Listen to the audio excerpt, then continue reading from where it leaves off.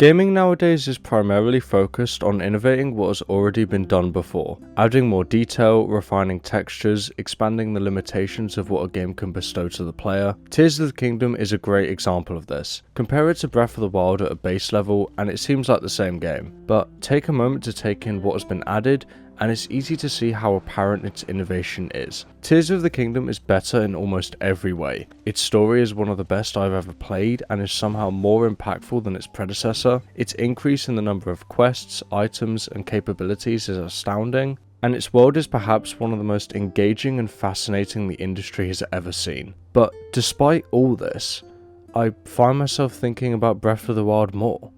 The game is still bigger than most and showcases perfectly just how much the environment of a video game can tell a story, but it's nothing close to what came after it. And I love that. What I'm trying to get at here is that bigger games don't always mean they'll be better. Size doesn't matter. Thinking about some of the biggest games in history I've experienced can sometimes lead to me wondering how little I can actually remember them. It's all too overwhelming. This doesn't go for just open world games either. Call of Duty Advanced Warfare is a game I remember greatly as a kid. I love the campaign and I love the multiplayer. But ask me to actually name a single memory of me playing it in detail and I just can't. I can't because it all melds into one. It's not the most expansive game in the shooter genre at all, but it's still too large for me to pick out an individual memory of playing it. Bigger games don't always equal bigger memorability. Over the past few months, I've made an aim to play more games and branch out my horizons in the gaming landscape. I've had my head deep in the abyss of Elden Ring earlier this year, and even went back to revisit Just Cause 3, which features a world too massive to even speak upon. But I've also had my eyes set on smaller titles as well, and those are the ones I'm here to speak about today. There are two games I played in February that really piqued my interest.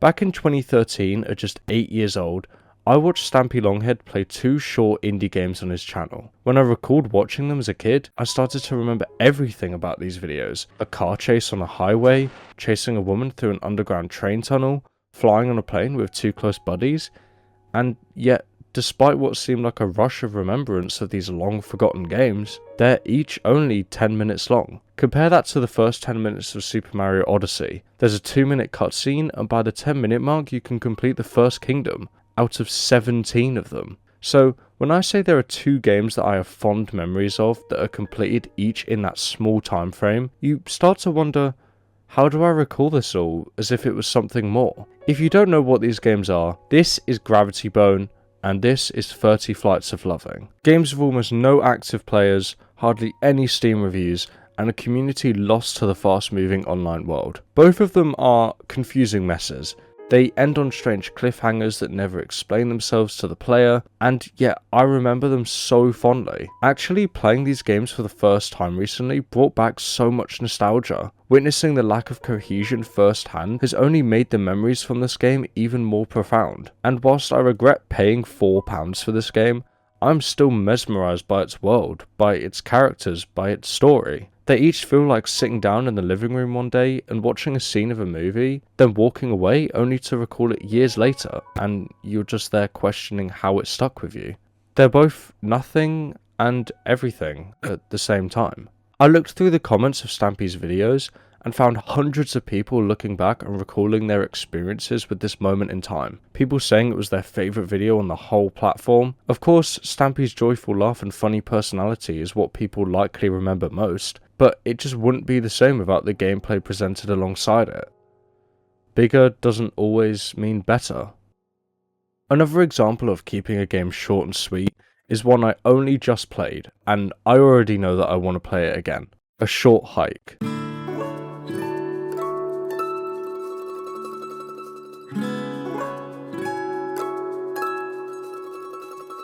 A Short Hike is beautiful in every way. Its peaceful gameplay and gentle soundtrack are so pleasing to me in the same vein as Zelda's most recent mainline entries, yet A Short Hike is short.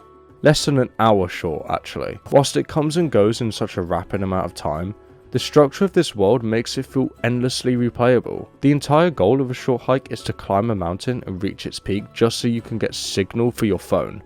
That's it. An idea so simple in concept but masterfully portrayed in the full experience. Because you know the game will be short going into it, you're able to retain focus on every aspect of the game's world. Speaking to the fellow islanders is never something monotonous because you know it won't waste any time. The game has a witty charm in its dialogue that actively engages the player to speak to as many people as possible, something I really don't often do with these open world games. And on your first playthrough, you'll likely do just that. The island is structured in a way that feels open yet linear the first time round. You don't have many movement options, just a jog, jump and glide, making many of the tall cliff faces feeling like an impenetrable wall between you and where you will soon be.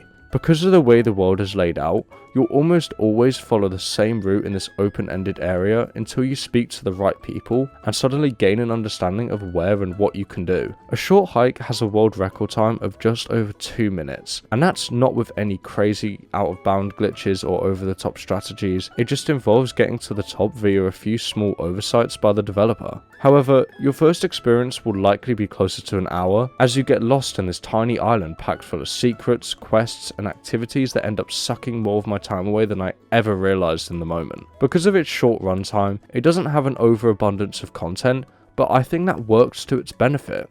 My lack of time with the game arguably made it more memorable, as I found every small interaction to be important.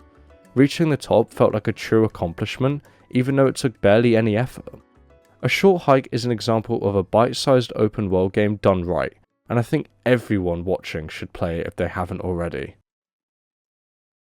Small games aren't time consuming, obviously, and because of this, choosing to pick one up and play it isn't a major commitment. I spend more time than I care to admit just aimlessly scrolling through my Steam library in hopes of choosing a game to play nowadays. Most of the time, it's always going to be an online multiplayer experience, as they're endlessly replayable and fun to play for 10 minutes or 10 hours straight. But on occasion, I find myself wanting to be immersed in a single player experience, as long as it isn't going to be taking up all of my time for months on end.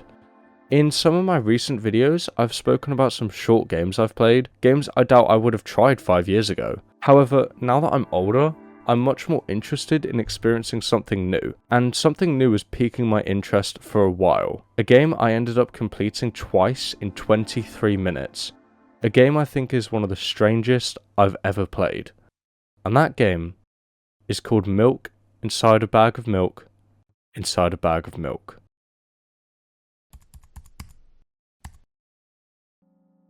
I don't know quite how to describe this game.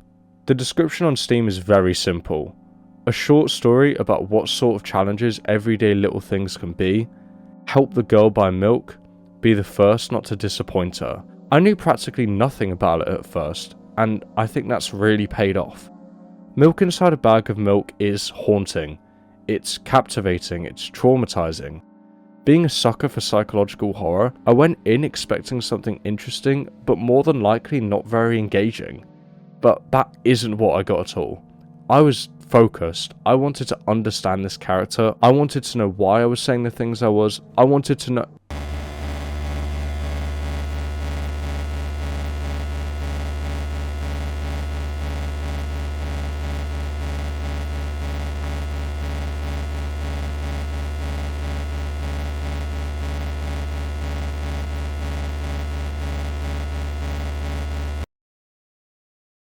Milk Inside a Bag of Milk is more interesting than it initially seems. You are this girl's mind. You are her voice of reason, the one telling her how to buy the milk. After dissecting what happened and replaying it again, I realised what was going on.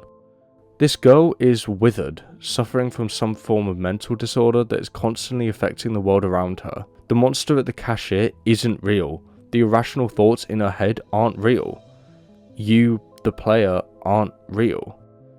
If you choose to mock the girl for her decisions, you get a spontaneous ending that acts as a jump scare. But if you choose to be nice to her and give positive reinforcement to her choices, you start to learn something more. Her father is dead. You don't know why this girl is bringing this up so suddenly, but that is the point. Her mind is chaotic. An event like this being randomly brought up in a monologue indicates how often she thinks about this moment. Her family is torn apart and her medications are tearing her apart as well. You take her home to deliver the milk when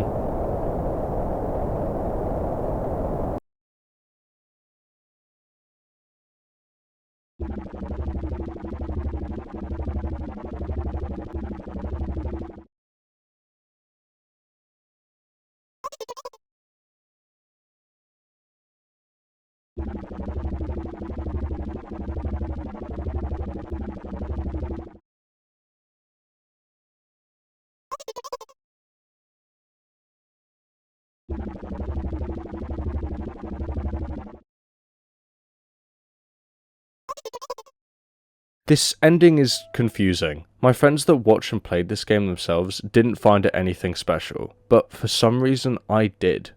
The ending is striking, the colours are depressing, the music is contorted, and yet despite all this, it's one of the most communicative games I've ever played. I'm yet to play the sequel, and I'm sure I'll get around to it.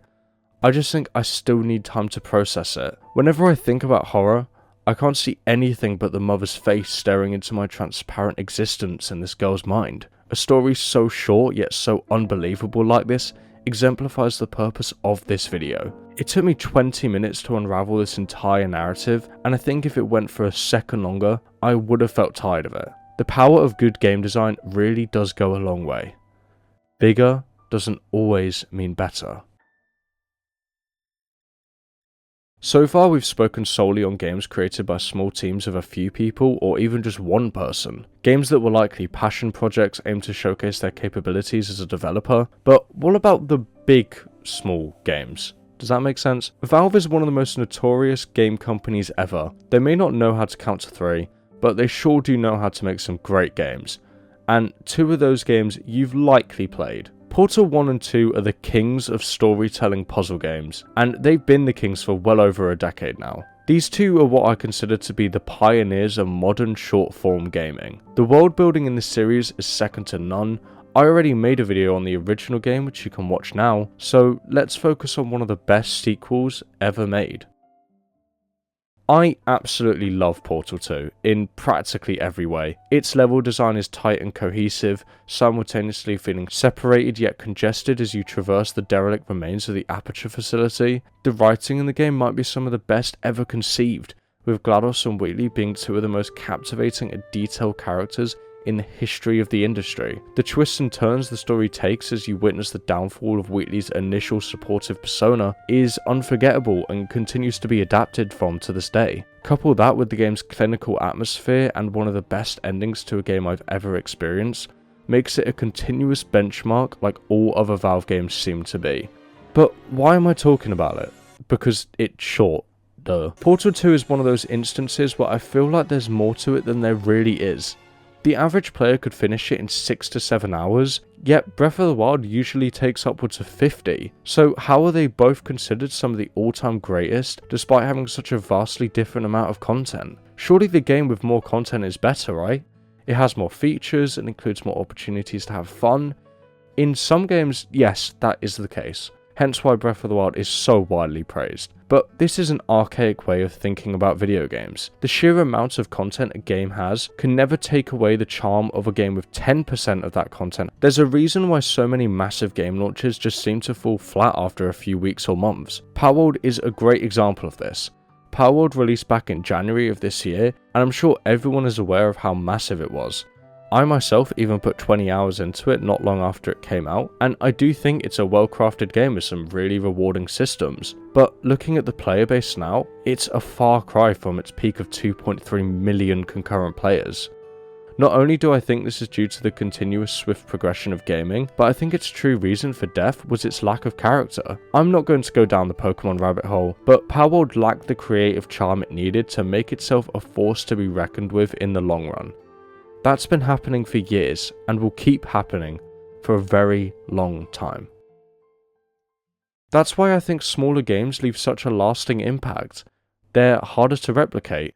I don't know why or how this occurs, but I find that smaller titles seem to be much more creative than a lot of the major AAA releases we get nowadays. Whilst this certainly has plenty of exceptions, I can't help but think these games carry more long-term memories. Major releases with hundreds of hours of potential content have to be up to the highest standard of quality, else they just quickly fall out of relevance. But I find that these compact stories with little content don't have the same level of pressure, and so developers don't struggle to create captivating worlds for potential players. Most of the time you don't even need an engaging story to still remember it fondly. Look no further than Octodad Dadliest Catch. Anyone who has played this game likely remembers so much about it upon hearing its name. It's goofy, chaotic, and downright stupid, with no interesting story that captivates you, yet it's a game I couldn't imagine being any longer than the 3 hours it is. Put Octodad in the world of Elden Ring, and you'd have one of the worst games imaginable because he is just an utter nightmare to control. but put him in a condensed game with creativity packed in such small vistas, and you create something timeless. What I'm trying to get at with this video is that gaming has become saturated in the AAA world, thanks to higher standards from consumers and a lack of care from most of the gaming community to try anything new. You don't need to go out and play 100 games in 5 days, but don't stop yourself from trying something small that might end up becoming your favourite game of all time. Give smaller games a chance to shine and let them be given the same light as the biggest experiences out there. Play A Short Hike, play Lunastice, play Milk Inside a Bag of Milk, play Cuphead, play Stray, play anything your mind desires. And remember, bigger doesn't always mean better. Thank you all for watching.